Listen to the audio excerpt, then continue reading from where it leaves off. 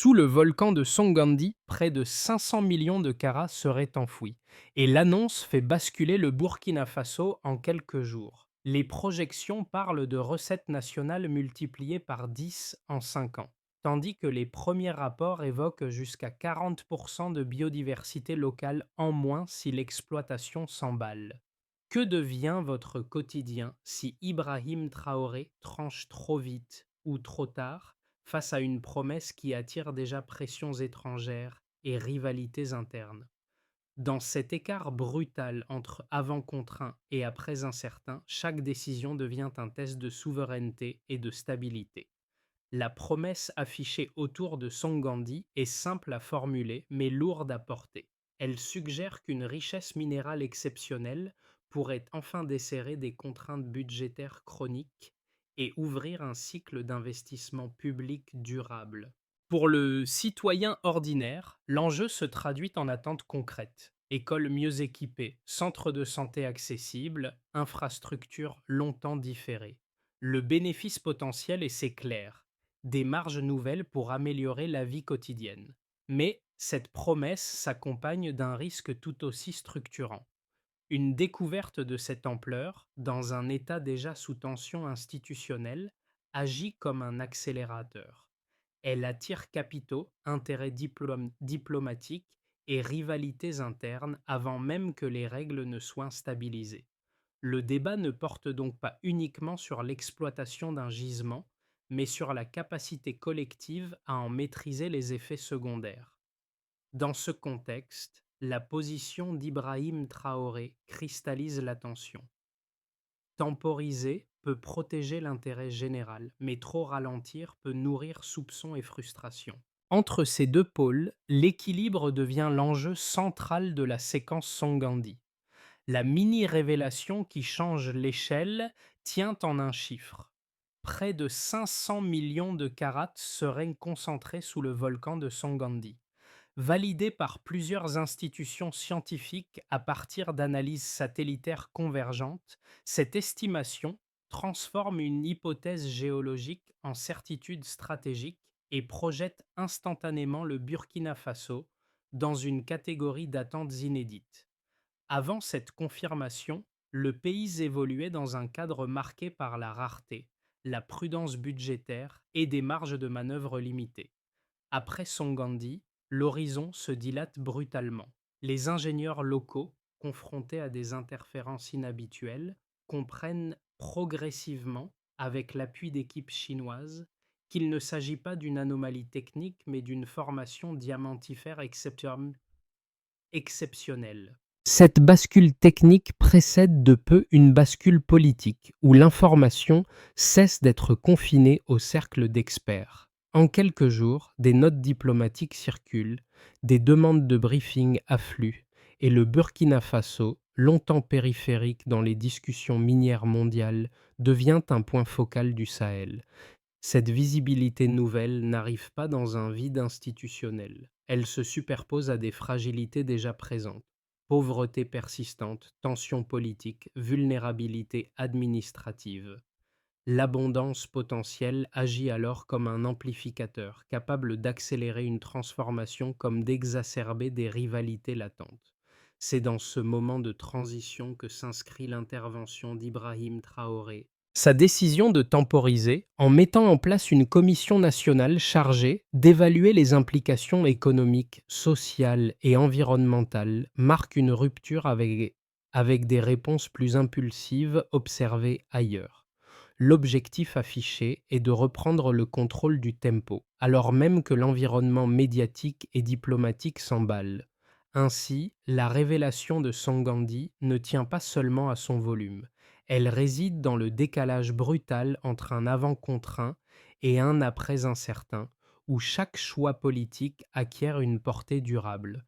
Dans la séquence qui suit la révélation de Songandi, un rôle discret mais décisif apparaît, celui des acteurs chargés de faire le lien entre une décision nationale et ses effets locaux.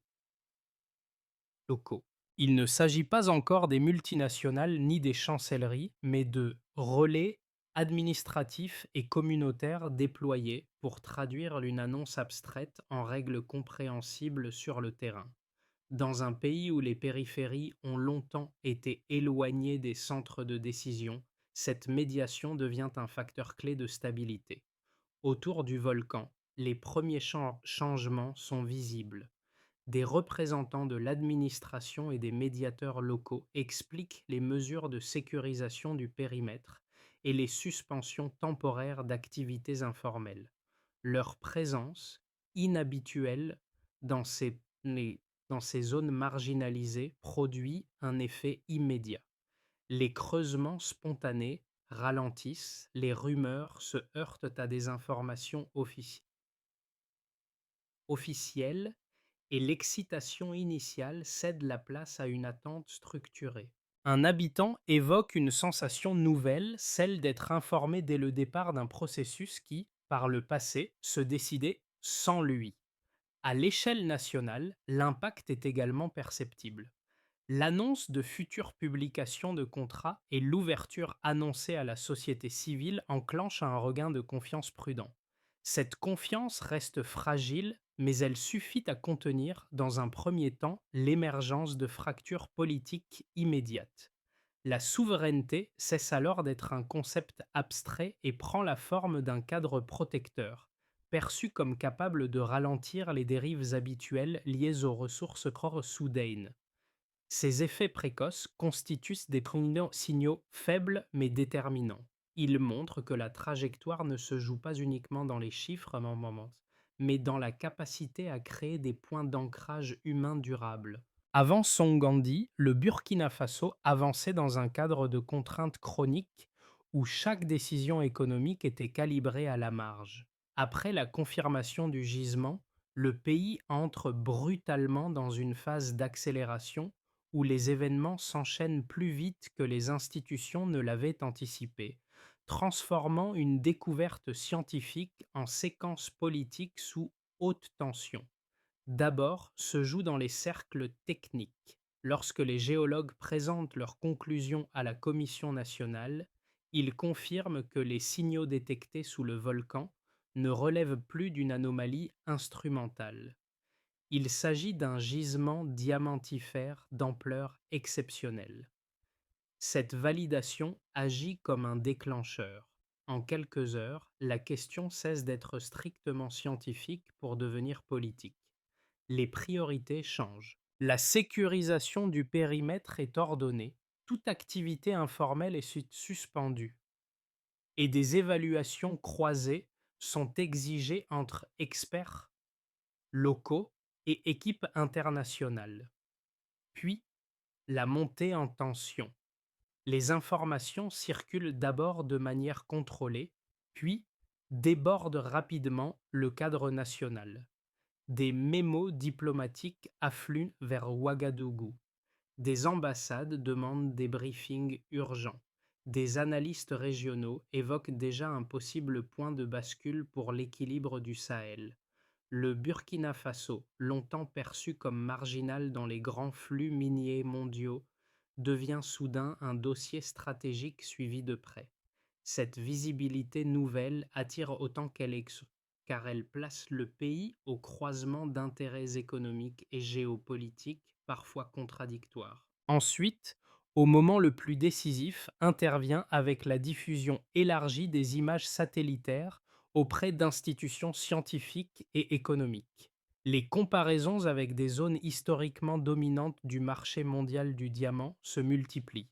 Cette exposition déclenche une onde de choc politique. Des multinationales formulent leurs premières offres de coopération. Certaines puissances étrangères cherchent à obtenir des entretiens privés avec des conseillers proches du pouvoir.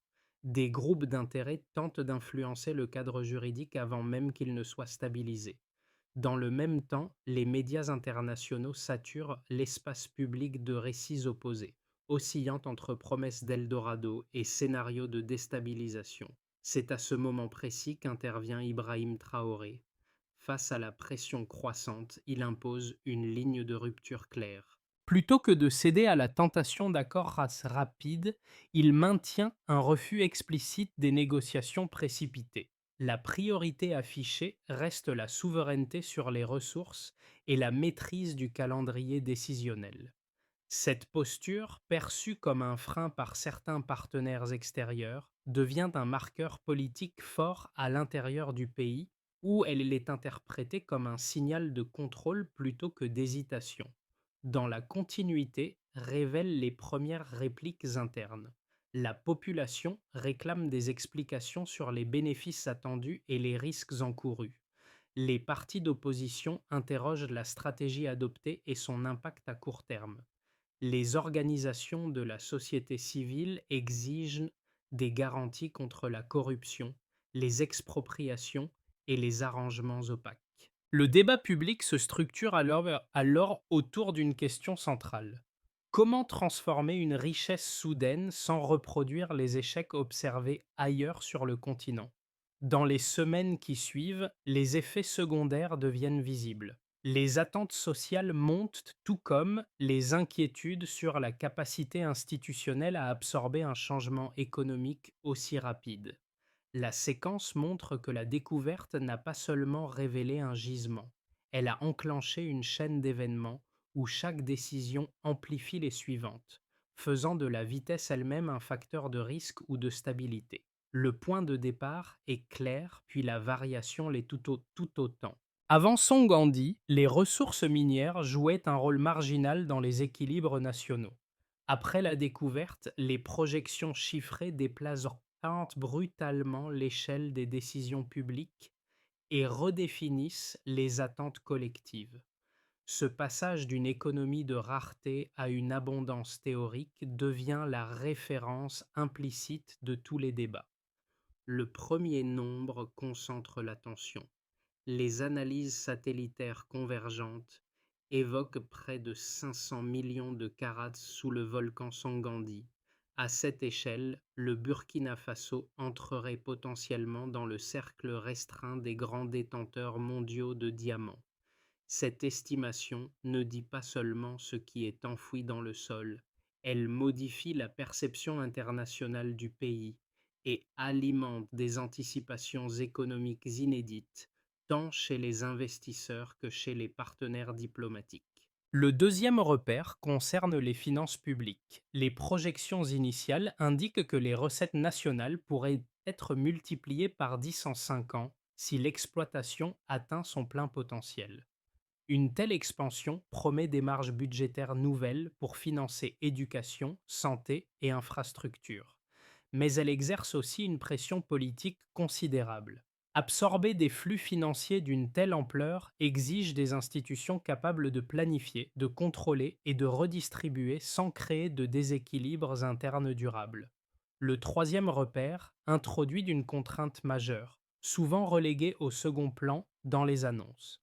Les premiers rapports environnementaux évoquent un risque de réduction de 40% de la biodiversité locale en cas d'exploitation intensive et mal encadrée. Cette estimation rappelle que l'abondance économique potentielle s'accompagne de coûts écologiques élevés dans un Sahel déjà fragilisé par des pressions climatiques et foncières. Les chiffres essaient alors d'être neutres. Ils dessinent des lignes de fracture possibles. Pris ensemble, ces trois données structurent le débat public. Elles attirent capitaux et intérêts extérieurs tout en signalant les limites d'un emballement incontrôlé. Les comparaisons internationales reviennent fréquemment dans les analyses, non pour prédire un destin unique, mais pour rappeler que des trajectoires opposées peuvent naître de chiffres similaires. L'abondance peut financer un développement durable, mais elle peut aussi accentuer la capture institutionnelle si les mécanismes de contrôle échouent. Sur le plan social, ces indicateurs produisent un effet ambivalent. Dans les centres urbains, l'idée d'une richesse nationale multipliée nourrit l'espoir d'un changement tangible. Dans les zones proches du volcan, les mêmes chiffres alimentent des inquiétudes liées aux terres, à l'environnement et à la redistribution future des bénéfices. Les nombres deviennent ainsi des repères autour desquels se cristallisent attentes et craintes quotidiennes. Sur le plan diplomatique, les données renforcent l'intensité des pressions extérieures. Les propositions d'investissement gagnent en ampleur, souvent accompagnées de clauses techniques susceptibles d'influencer la souveraineté nationale. C'est dans ce contexte chiffré que la posture d'Ibrahim Traoré prend tout son sens, en privilégiant des évaluations approfondies et la transparence contractuelle. Il cherche à ralentir l'effet d'emballement produit par les projections financières. La lenteur apparente devient alors un outil stratégique destiné à empêcher que la dynamique quantitative ne se transforme en spirale incontrôlée. Deux lectures opposées structurent désormais le débat autour de Songandi, et chacune mérite d'être présentée dans sa forme la plus solide avant toute conclusion hâtive. Les défendre loyalement permet de comprendre pourquoi la controverse persiste et pourquoi aucune option ne s'impose comme évidente. La première position plaide pour une exploitation rapide et résolue. Ses partisans estiment que le Burkina Faso fait face à une fenêtre historique rare, peut-être non reproductible. Des centaines de millions de carats représenteraient, selon eux, une occasion unique de rompre avec des décennies de contraintes budgétaires. Les projections, évoquant une multiplication par 10 des recettes nationales, sont perçues comme un levier capable de financer une infrastructure, système de santé, éducation et création d'emplois. Dans cette logique, retarder les décisions reviendrait à diluer l'avantage stratégique, voire à laisser des acteurs extérieurs influencer le processus de manière informelle. La rapidité serait donc paradoxalement une condition de souveraineté et non une menace. La seconde position adopte une prudence assumée. Elle s'appuie sur des précédents bien documentés, en Afrique et ailleurs, où des découvertes comparables ont débouché sur instabilité politique, corruption accrue ou fragmentation sociale. Les risques environnementaux identifiés, notamment la dégradation potentielle des écosystèmes locaux, renforcent cet argumentaire. Pour ce camp, l'enjeu central n'est pas de savoir si la richesse existe, mais si l'État dispose réellement des capacités institutionnelles pour l'absorber sans se déséquilibrer. Une accélération mal maîtrisée pourrait exposer le pays à des pressions diplomatiques durables et à une perte progressive de contrôle sur ses ressources. La réponse raisonnée ne se situe pas dans le rejet de l'un ou l'autre de ces arguments, mais dans leur mise en tension. Le débat tel qu'il se dessine montre que la stratégie actuelle cherche capter les bénéfices de l'abondance tout en limitant ses effets pervers. La création d'une commission indépendante, l'implication annoncée de la société civile et le refus d'accords précipités traduisent une volonté de construire un cadre avant l'exploitation. Cette approche ne nie pas l'urgence sociale, mais elle reconnaît que la précipitation peut produire des coûts irréversibles. Ainsi se dessine une voie médiane. Elle admet que l'attentisme comporte des risques, mais elle considère qu'un emballement incontrôlé en comporte davantage encore. L'équilibre recherché repose sur une idée simple. Transformer une richesse potentielle en bénéfice durable exige plus de méthode que de vitesse. Lors des premières consultations nationales liées à Songandi, un résultat peu spectaculaire en apparence vient modifier l'équilibre du débat. Une majorité de participants exprime son soutien à un contrôle national strict du gisement, à condition que la transparence et la redistribution soient garanties.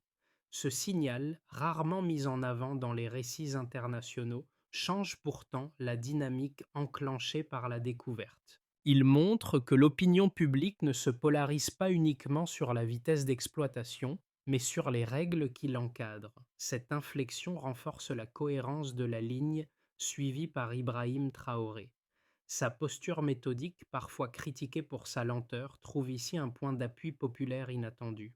Le débat cesse alors d'opposer frontalement urgence économique et prudence institutionnelle.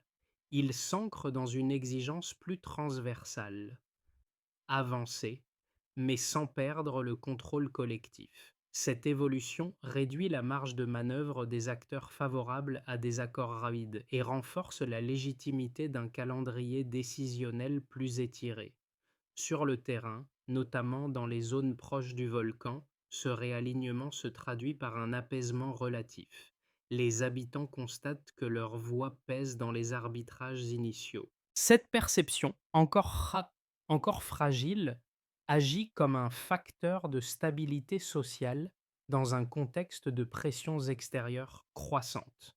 Le point médian de la séquence Songandi ne se situe donc ni dans un chiffre ni dans une annonce, mais dans cet alignement temporaire entre autorité politique et attente populaire. À ce stade, la découverte de Songandi cesse d'être une abstraction stratégique et se décline en effets tangibles, distincts selon les acteurs concernés. Une même promesse minérale produit des conséquences différenciées, révélant les lignes de force et de vulnérabilité du pays. Pour l'État, l'enjeu est d'abord institutionnel. La perspective de recettes fortement accrues redéfinit les priorités budgétaires et renforce le poids du pouvoir central dans les négociations internationales. Elle offre la possibilité de financer durablement des politiques publiques longtemps sous-dotées. Mais cette perspective expose aussi les institutions à des pressions inhabituelles. La gestion du calendrier, la publication des contrats et le contrôle des flux financiers deviennent des tests de crédibilité. Dans ce cadre, la posture d'Ibrahim Traoré agit comme un repère. Elle vise à préserver la capacité de décision publique face à l'intensification des intérêts extérieurs, tout en maintenant une cohérence interne. Pour les entreprises, nationales comme étrangères, Sangandi ouvre un champ d'opportunités contrasté. Les acteurs locaux espèrent une intégration accrue dans les chaînes de valeur, notamment dans la logistique, la construction et les services techniques. Les multinationales, de leur côté, perçoivent que le gisement comme un actif stratégique majeur, susceptible de redéfinir leur présence régionale. Cette asymétrie crée une tension structurelle. Sans cadre clair, les entreprises locales risquent d'être marginalisées. Avec des règles strictes et transparentes, elles pourraient au contraire bénéficier d'un effet d'entraînement inédit dans l'économie nationale. Pour les ménages, l'impact se lie à travers les attentes quotidiennes. L'idée que des revenus miniers puissent financer écoles, centres de santé ou infrastructures nourrit un espoir réel de changement. Mais cet espoir reste conditionnel. Dans les zones proches du volcan, les inquiétudes liées aux terres, à l'environnement et à la redistribution future demeurent fortes. La découverte devient ainsi un prisme à travers lequel se projettent à la fois promesses d'amélioration et crainte de nouvelles inégalités sociales.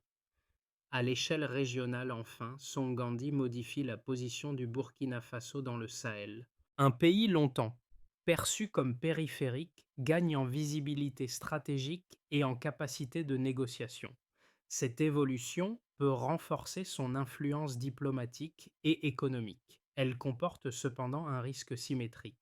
Si la gouvernance interne vacille, cette exposition accrue peut attirer des tensions régionales et des ingérences plus marquées. Dans ce contexte, chaque choix national est observé au-delà des frontières. Ces quatre niveaux dessinent une réalité commune.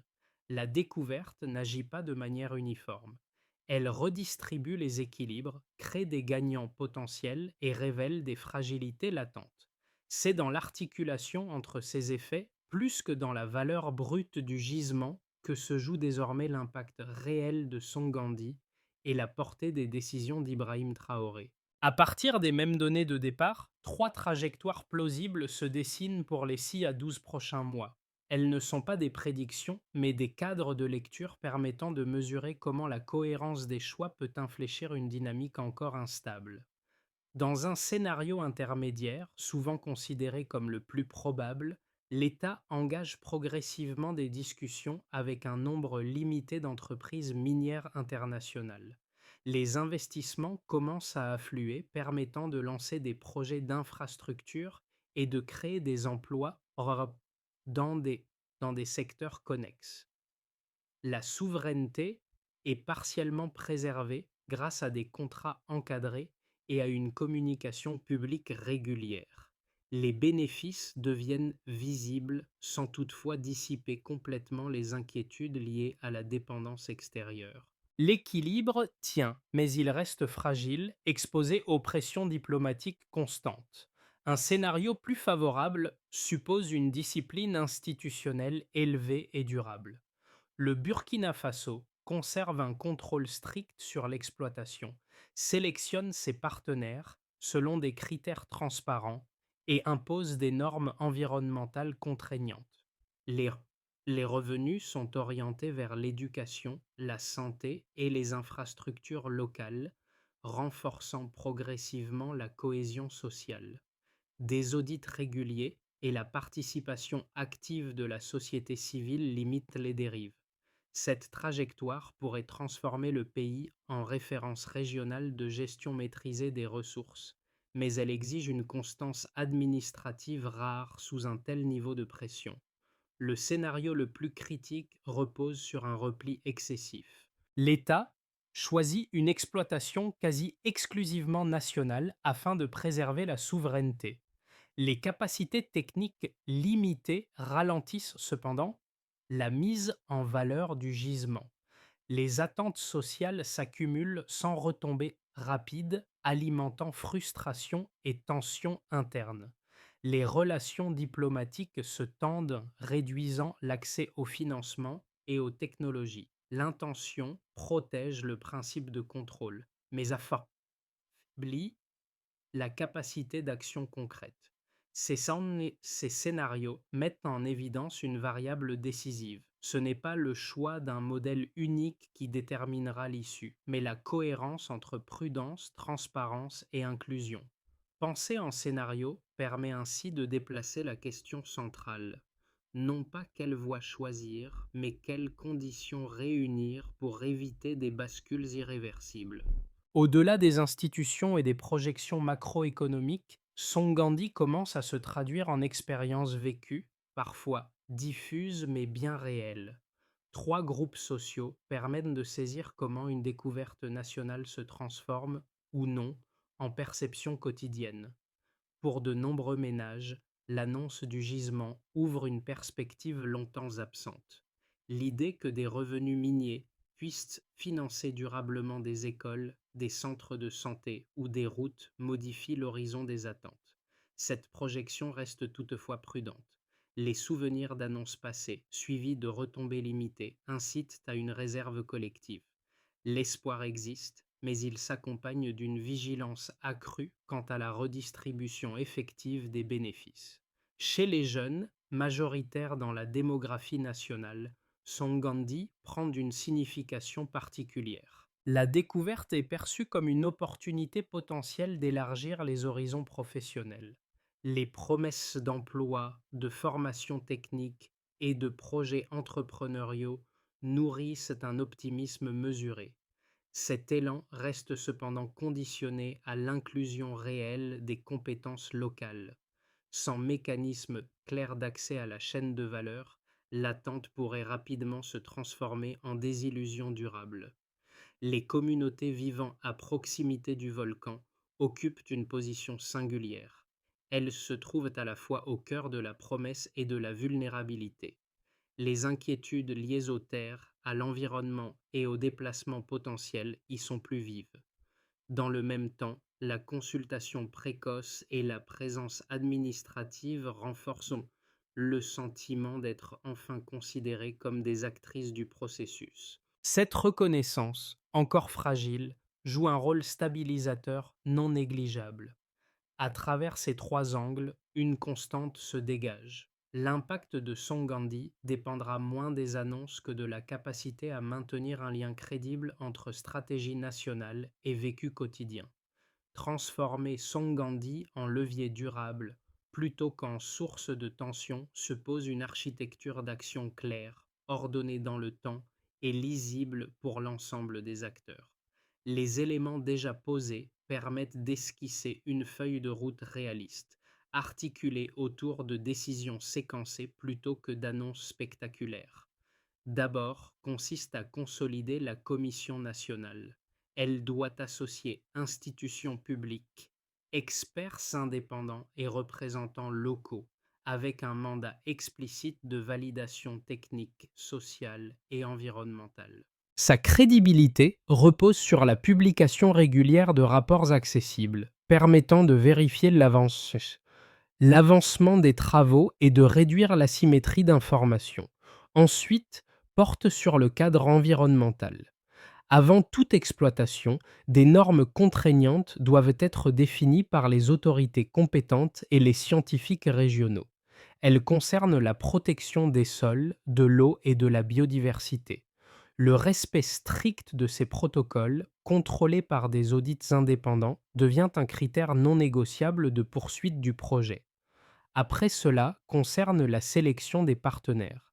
L'État identifie un nombre limité d'entreprises capables d'apporter expertise et capacité technique une fois les règles juridiques stabilisées. Les contrats sont rendus publics et assortis de clauses de souveraineté claires. Leur respect est mesuré par des mécanismes de contrôle réguliers, puis organise la répartition des revenus. Les autorités définissent, en concertation avec la société civile, une affectation prioritaire vers l'éducation, la santé et les infrastructures locales. Un suivi budgétaire public permet d'évaluer l'impact réel de ces choix dans le temps. Enfin repose sur la continuité du dialogue.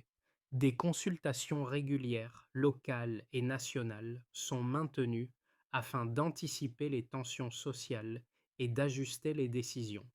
Dans cette séquence, la constance méthodique d'Ibrahim Traoré agit comme un fil conducteur destiné à transformer une promesse souterraine en bénéfice collectif mesurable. Dans les premiers jours suivant l'annonce, un habitant des environs de Songandi parlait d'une atmosphère suspendue, comme si le pays retenait son souffle. Ce motif traverse encore toute la séquence actuelle, mais il a changé de nature.